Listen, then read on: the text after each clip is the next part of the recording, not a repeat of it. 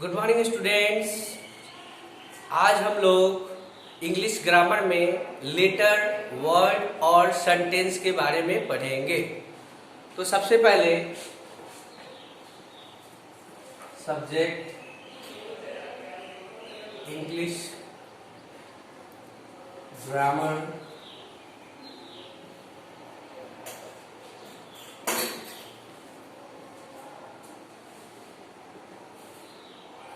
Define it. ठीक है, define it. सबसे पहले हम लोग लेटर के बारे में पढ़ेंगे। The smallest unit of an English language is called letter। सबसे पहला है लेटर। लेटर मीन्स होता है अक्षर।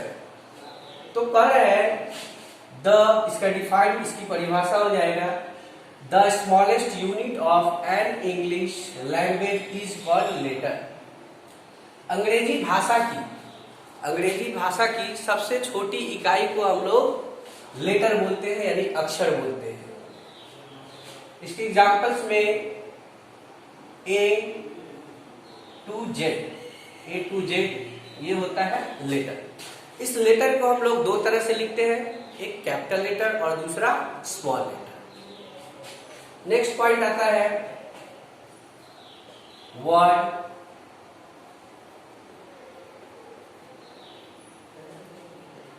वर्ड का डिफाइन पढ़ेंगे हम लोग। A group of letters that makes a complete meaning is called word. Examples: apple, boy, cow, book, etc। दूसरा आता है पॉइंट वर्ड। वर्ड का मतलब होता है शब्द। वर्ड का मतलब क्या होता है? शब्द। तो इसका डिफाइन हम लोग पढ़ेंगे। A group of letters that makes a complete meaning is called word. इसके एग्जाम्पल्स में apple, boy, cow, book, etc। यानी शब्द किसे कहते हैं, इसकी परिभाषा। ए ग्रुप ऑफ लेटर्स, अक्षरों का समूह, that makes a complete meaning, जिसका कोई एक पूर्ण अर्थ निकलता है, वह कहलाता है शब्द, यानी वर्ड। अब एग्जाम्पल्स में है Apple, boy, cow, book, etc। तो यहाँ पे एप्पल जो है ये छोटे छोटे लेटरों से मिलकर बना है। उसी तरह बॉय, काउ, बुक ये सभी लेटरों से मिलकर बना है। जैसे यहाँ पे एप्पल जब लिखे हैं तो APPLE, ये अलग अलग लेटर है जिसको जोड़कर हमें कंप्लीट वर्ड बना है। उसी तरह नेक्स्ट है बॉय, इसमें BOY, ये तीन लेटर मिलकर ये बॉय बना। उसी तरह नेक्स्ट है काउ, इसमें भी COW, काउ, ये भी तीन लेटर्स को मिलाकर बना। उसी तरह है बुक, BOOK, बुक, ये भी तीन लेटर से मिलकर बना है। लेकिन चूंकि इसका कंप्लीट मीनिंग निकल रहा है, एप्पल मीन्स सेब, बॉय मीन्स लड़का, काउ मीन्स गाय और बुक मीन्स किताब। लेकिन अगर हम इसी को जंबल वर्ड भी होता है, क्योंकि अगर इसको हम अरेंज करके लिखे तो एप्पल, बॉय, काउ, बुक ये मतलब निकला। लेकिन अगर हम इसी को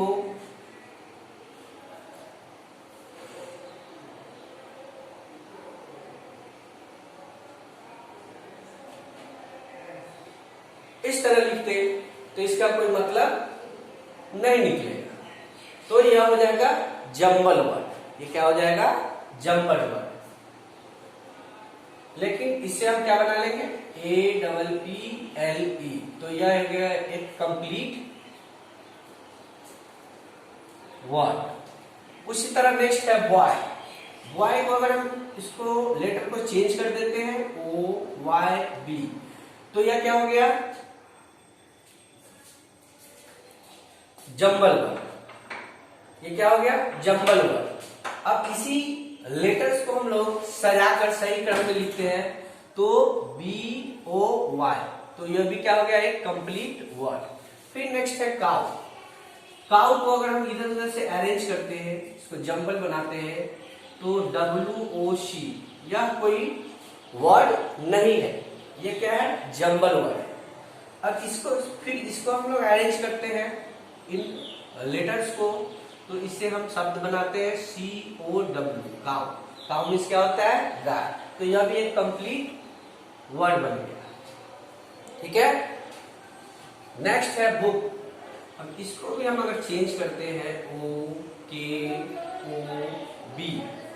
तो यह क्या हुआ? ये भी हो गया जंबल वर्ड। फिर इस जंबल वर्ड को हम लोग अरेंज करते हैं, तो इससे BOOK, बुक बन गया। ये भी क्या हो गया? Complete word. और वर्ड के बारे में इतना कहा जाता है, या हम लोग जानते हैं, आप लोग भी जान लें, कि जब किसी भी वर्ड की शुरुआत करते हैं हम लोग, तो वो कैपिटल लेटर से करते हैं। पहला लेटर हम लोग कैपिटल लिखते हैं। सेंटेंस में भी यही होता है, वो आगे पढ़ेंगे हम लोग। और वर्ड को कंप्लीट करने के लिए, वर्ड को शब्द बनाने के लिए कम से कम 2 लेटर्स की जरूरत पड़ती है, 2-3 लेटर्स। ऐसे ए भी एक वर्ड होता है, ए मतलब होता है एक, लेकिन उसमें सिर्फ एक ही लेटर की जरूरत पड़ती है, ए। तो ये आज ये हम लोग वर्ड के बारे में पढ़े। फिर से एक बार हम लोग समझ लेंगे। Letter, the smallest unit of an English language is called letter. Examples A to Z। और ये A to Z जो होता है, ये जो इंग्लिश अल्फाबेट होता है, इसको हम लोग कैपिटल लेटर में भी लिखते हैं और स्मॉल लेटर में।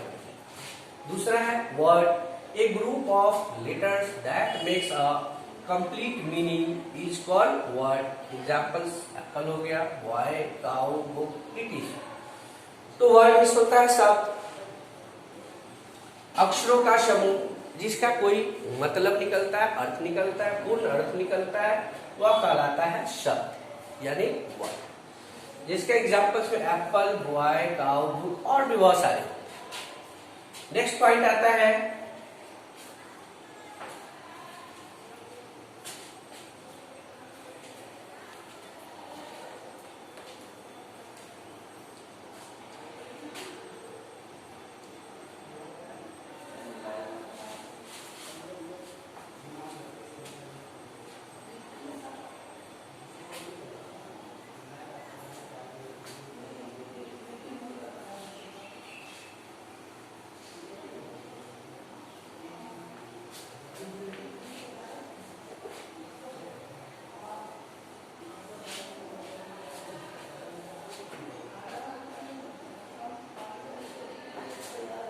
नेक्स्ट पॉइंट आता है 3 में, सेंटेंस। सेंटेंस का डिफाइन हम लोग पढ़ेंगे, परिभाषा इसकी पढ़ेंगे। A group of words that makes अ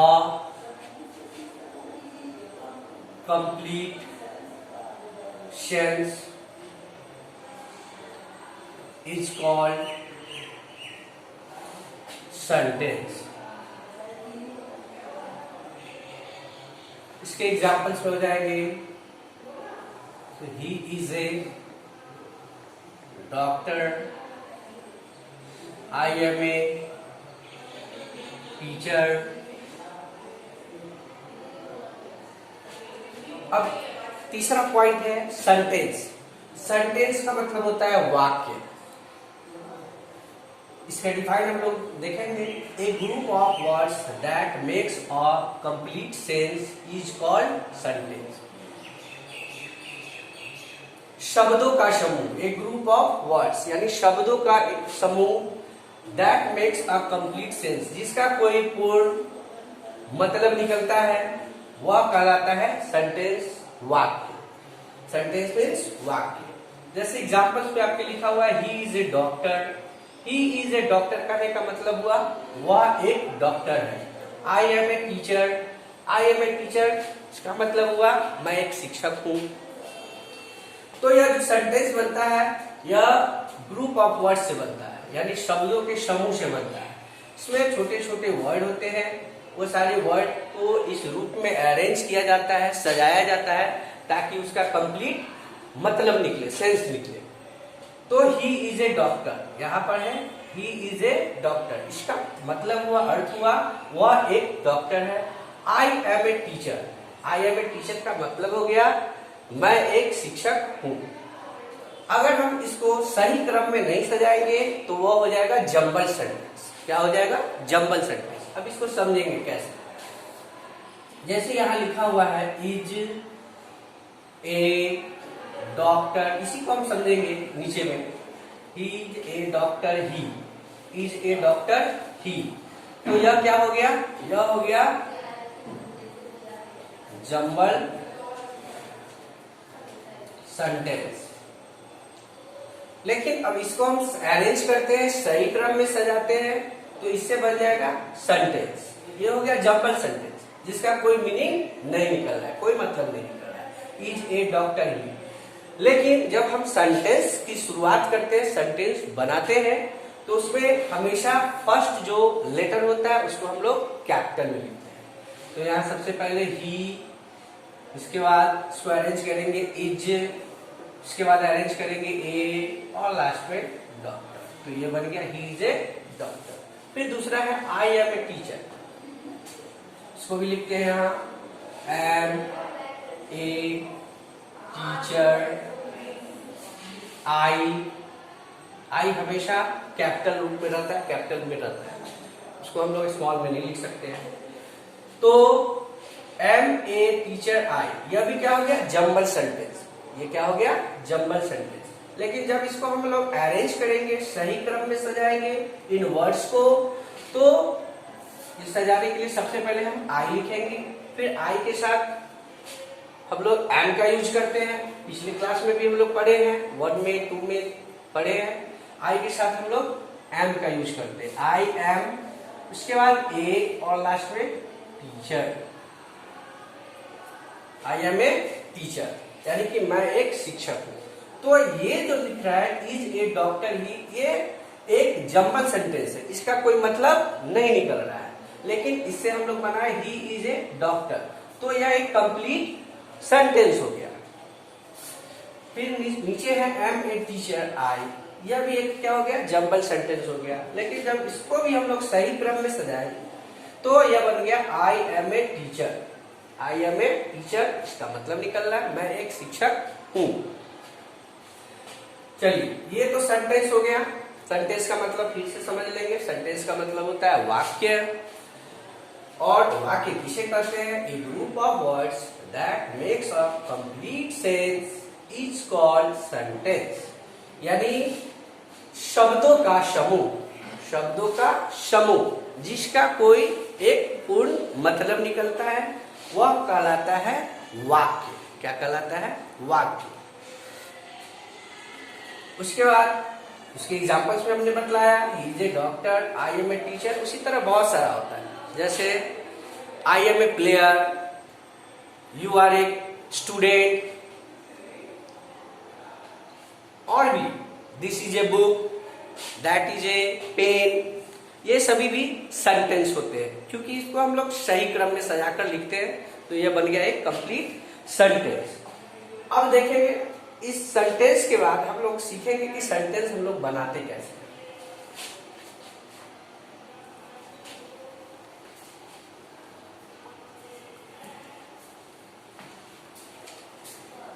अब नेक्स्ट क्वेश्चन आता है कि हम लोग सेंटेंस बनाते कैसे हैं? तो क्वेश्चन है make sentences from given words। तो दिए हुए शब्दों से, वर्ड से हम लोग को सेंटेंस बनाना हम लोग सीखेंगे। तो सबसे पहले नंबर दे देते हैं 1 2 3 4 5 6 7 8 9 10। जैसे एक वर्ड है आई, तो आई से हम लोग क्या सेंटेंस बनाएंगे? आप कुछ भी बना सकते हैं, लेकिन उसका एक कंप्लीट मीनिंग होना चाहिए, अर्थ निकलना चाहिए, सेंस होना चाहिए। तो आई से हम लोग बना लेते हैं आई एम ए डॉक्टर। इसका मतलब क्या हो गया? मैं एक डॉक्टर हूं। नेक्स्ट है इट। इट का यूज, इट मीन्स होता है यह, और इस इट का यूज हम लोग करते हैं नॉन लिविंग थिंग्स के लिए या छोटे वस्तुओं के लिए। तो इट से बनाते हैं हम लोग it is a pen. It is a pen का मतलब हो गया यह एक कलम है। फिर नेक्स्ट ही मीन्स होता है वह, और ही का यूज हम लोग करते हैं बॉयज के लिए, लड़कों के लिए, पुरुष के लिए। तो ही से सेंटेंस बनाएंगे ही इज ए स्टूडेंट। आप इसको चेंज भी कर सकते हैं, ही इज ए प्लेयर भी लिख सकते हैं, ही इज ए फार्मर भी लिख सकते हैं, ही इज ए डॉक्टर भी लिख सकते हैं। फिर लेकिन ही इज ए नर्स नहीं लिख सकते, क्योंकि ही का यूज हम लोग सिर्फ पुरुष जाति के लिए करते हैं। नेक्स्ट है सी। सी मीन्स होता है वह, और यह सी मीन्स वह किसके लिए यूज किया जाता है? यह स्त्री जाति के लिए। तो स्त्री जाति के लिए सी का यूज करेंगे she is a nurse. She is a nurse, ये हो गया एक complete sentence. She is a nurse का मतलब हो गया वह एक नर्स है या परिचारिका है। नेक्स्ट आता है वी। वी मीन्स होता है हम लोग। हम लोग कहने का मतलब ये प्लूरल हो गया, यानी एक से ज्यादा लोग। तो हम इससे सेंटेंस बना लेंगे WVARER। वी के साथ हम लोग क्या यूज करते हैं? आर पिछले भी क्लास में हम लोग पढ़े हैं। We are farmers. We are farmers, हम लोग किसान हैं। आप यहाँ पे वी आर डॉक्टर्स भी लिख सकते हैं, जो डॉक्टर्स होते हैं वो लिख सकते हैं। हम लोग, कुछ लोग इनको वी आर टीचर्स भी लिख सकते हैं।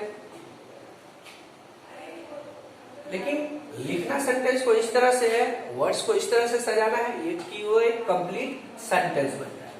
फिर नेक्स्ट आता है यू से हम लोग बनाएंगे यू के साथ जानते हैं, यू के साथ हम लोग यूज करते हैं are. You are a postman. You are a postman, आप एक डाकिया है। आप ये भी लिख सकते हैं यू आर ए स्टूडेंट। आप बच्चे हैं तो आप ये भी बना सकते हैं आप बच्चे हैं तो आप ये लिख सकते हैं you are a children. You say आप खुद से भी सेंटेंस बना सकते हैं। इसके बाद नेक्स्ट आता है दिस। दिस मीन्स होता है यह। दिस से हम लोग सेंटेंस बनाएंगे दिस, और दिस के साथ हम लोग क्या यूज करते हैं? इज। This is.